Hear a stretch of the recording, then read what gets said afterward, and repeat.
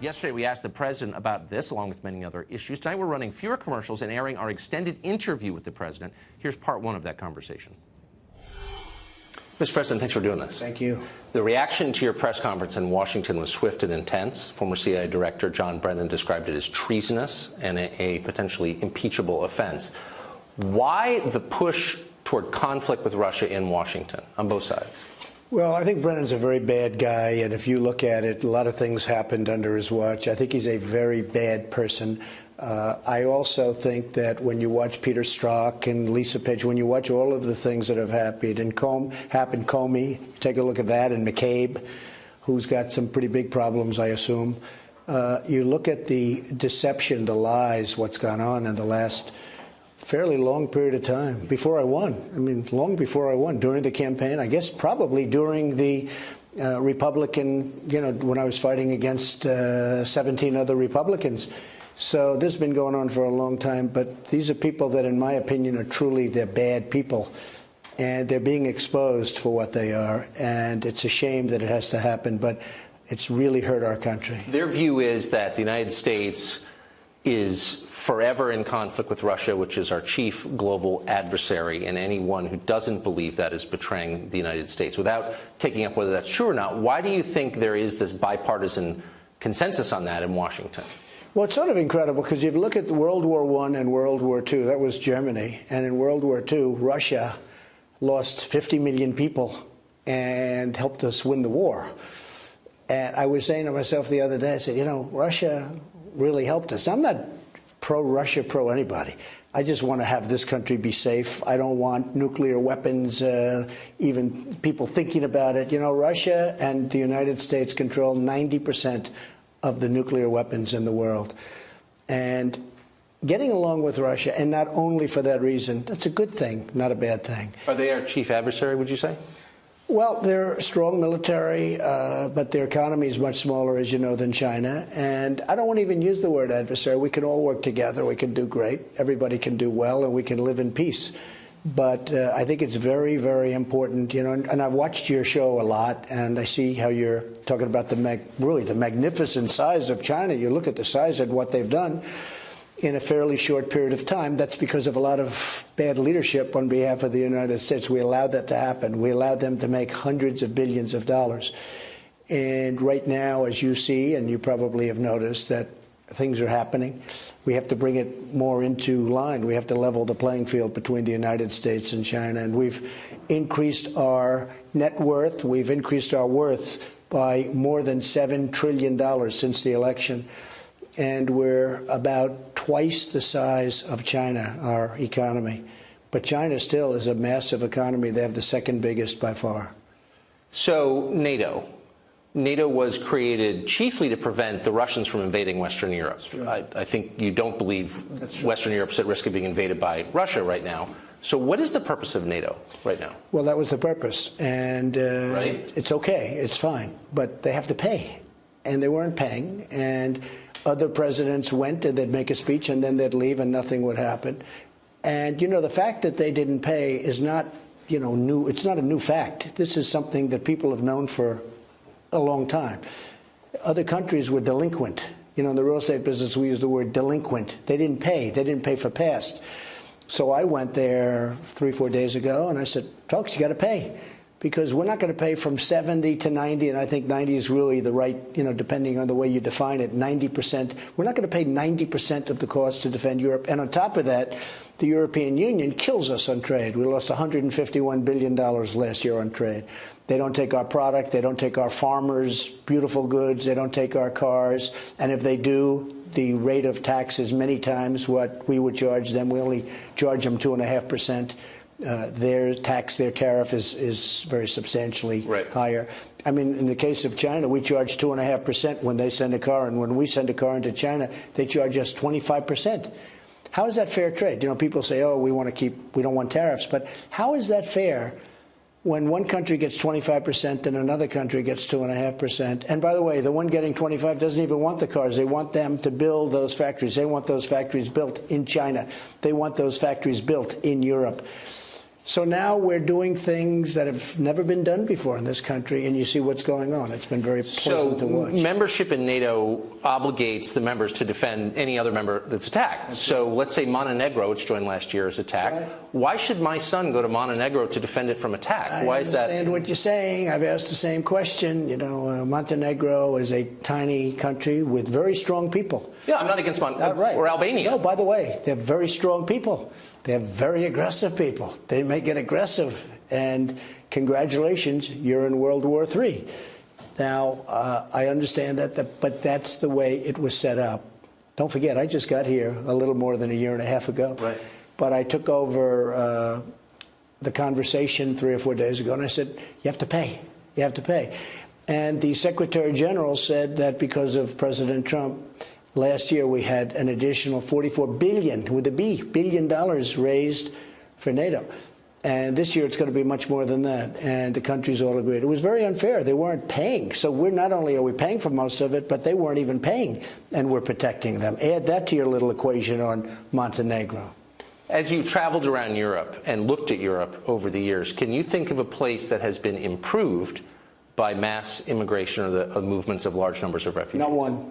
Not one. And in fact, one of my big things, and some people were insulted. I'll tell you, a year ago they would have been totally insulted. Now maybe there could have been a couple out of all of those countries. I said the immigration policies in Europe are a disaster. You're destroying Europe. You're destroying the culture of Europe. The crime is up in those areas, and you better do something. I tell them that. I say, look, it's not me. It's not anything. You just look at the numbers. The numbers speak. But the culture is changing rapidly, and the crime rate is changing more than rapidly. You better do something. I told them that. What are the lessons for us watching that? Well, we have to be very strong on the border. Now, we're much stronger than we ever were on the border, and our numbers are much lower, but still, we're getting the wall. We're putting in for about $5 billion. We've already started the wall, $1.6 billion. It started in San Diego, California. It's almost completed in that area. And by the way, the people were really asking for it. You know, it's interesting. They probably go down as, oh, we don't want the wall. But when it came to their backyard, they wanted that wall, and they wanted it up fast. But we've started the wall. We are going to continue with the wall. It's so necessary. But we have to have strong immigration policies. Our laws are so bad, Tucker. Somebody comes in, and they step on our land, and now we end up with a court case that takes 7 years, but the people never show up to court. It's so bad, and we have to do something about it. Like, if they come into our land, we have to say, I'm sorry, you have to leave. Not, I'm sorry, please come to court. We're going to put you in court. You'll come back in 3 years for your trial, and then they never show up. That's what's happening now. It's crazy. Why do you think so many political and cultural leaders in the United States disagree with you and are making the case that borders are themselves immoral? It's incredible. I mean, the Democrats are for open borders, which means crime. It's not a question of, like, you know, what do you think it means? Open borders means crime. And you look at MS-13 is pouring in, and we stop them better than anybody else could. But when they get through, and then we send ICE, because ICE is tougher than they are. And now I understand there's a big move to try and get rid of ICE. But MS-13, these are tough, vicious people. They don't like guns. They like using knives better because it's more painful. These are vicious people, and you know the story. You cover it plenty. And ICE goes in and they get them out. They get them out. They put them in jail, or they throw them out of the country, and they don't even think about it. And now there's a move on to get rid of ICE because ICE is tough. If you don't have tough people doing that job, you're going to have crime like you've never seen it. So it is incredible. The Democrats want open borders, which is basically saying we want open borders, we want crime. Why do you think they want that? Maybe it's a political philosophy that they grew up with. Maybe they learned it at school. Maybe they're fools. I don't know. Now, the second half of our interview from Helsinki with the president, he had a lot to say about the Mueller indictments. Very interesting exchange on Angela Merkel, whether she or Vladimir Putin is a better leader for their people, and more. Here it is. You spoke with the Russian president about the hacking of the DNC servers. Those indictments were announced just a couple of days before you left on your European swing. What do you think of the timing of those indictments? Well, I don't think of the timing as much as I think of other timing. Barack Obama was president. I wasn't president when this happened. Barack Obama was the president of the United States when all of this was when I was getting elected. So I was being elected, and I assumed this stuff all took place in that area or before. And he was president, and they informed him of it, and he did nothing. And then after I won, see, he thought Hillary was going to win. After I won, he said, oh, this is a big deal. Well, it wasn't a big deal as long as she won. So it's a disgrace. And frankly, it's a disgrace what's happening to our country. Would it be possible for you to direct the Department of Justice, FBI, to take possession of the server and have, assuming no government investigator has looked at it, which seems to be the case right now, and get to the bottom of it? So, as I've told you, and the answer is absolutely, it is possible, and maybe at some point it'll be done. But I've wanted to stay out.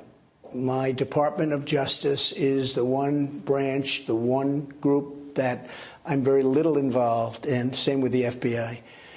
Am I disappointed that they're not looking at all of the crooked things taking place on the other side? Like the Pakistani man who left with these 3 servers, knew everything about Schultz, knew everything. Debbie Wasserman Schultz. And I think he had 3 servers. I believe they even have them, and they don't want to use them. Or the DNC, where the server was never taken by the FBI. They went in there, and Podesta or somebody threw him out of the office. They said, get out of here. And yet they go after other people like there's no tomorrow. So I have purposely, and you understand that, I spoke to you about it before, as they said, you're winning. Don't get involved, because I don't want to have people accuse me of anything. So I've stayed very much uninvolved. But am I allowed to be involved? Totally. Will I be involved? We'll have to see as it goes along. I mean, right now people are finding out a lot of things that they never thought. And in all fairness to the IG report, it was an unbelievable report, except at the end where they sort of tried to be politically correct. But when you talk about bias, there's never been bias like that. Now, Strzok, on the other hand, was, that was total bias. But that report was a good report, except for the basic conclusion. So finally on Europe. Which wasn't even bad. Having met with, talked to, watched carefully Angela Merkel in Germany, Vladimir Putin in Russia, who do you think, from the perspective of their countries, does a better job representing the interest, again, of their countries? So Angela was a superstar until she allowed millions of people to come into Germany. That really hurt her badly, as you know. She was unbeatable in any election. She allowed millions of people to come in, and when they came into Germany, they passed everywhere else, and they went to lots of other countries, although Hungary would not take any, and a lot of people wouldn't. But what happened is it was the Great Migration, and obviously it's hurt Angela very much. So I don't want to say who's better, who's not better, but I will say this. She's been very badly hurt by immigration, very, very badly hurt. So China is a very rich country, as you often say. How many refugees and immigrants does China allow? I'd say probably none. Why is that? I'd say, how about asking me about Japan? How about asking me about South Korea? How about asking me about a lot of other countries that are very successful? Is there pressure on those countries to allow millions of refugees and immigrants to come in? Pressure? I don't even think the people making the decision would want to waste the phone call. There's no chance. Check out Japan. Ask them, how many have you taken in the last 20 years? You can count them on your fingers. No, it's different. And well, but wait, if the key to success as a country is immigration, I don't say, well, look, how can those countries I'm be not successful? even talking about key to success, and it depends on what immigration, what's going on. Right. But you're asking me about China, and I added Japan, I added South Korea, I could add other countries also. It is virtually impossible. I'll tell you what, Mexico has very strong immigration laws. You know, if Mexico wanted, they could stop this huge flow of people coming up from different parts of South America, including Mexico, and pouring into our border. Our laws are so bad. We have the worst laws anywhere in the world. We have the worst immigration laws in the world. We don't have any law. We have an opposite to law.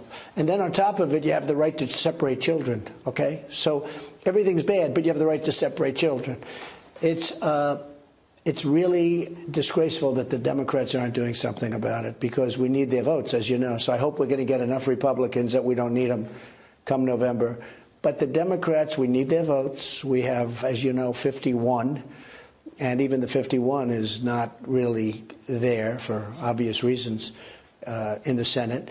And in the House, it's fairly close. We need Democrat votes in order to get it done. And they really just want to resist. You know, the whole thing is resist, right? That's their big theme, resist. What do you get from resistance? But it's resist and obstruct. That's what they're all about. It's the only thing they're good about. They're not good politicians. They've got horrible policy, but they're very good at sticking together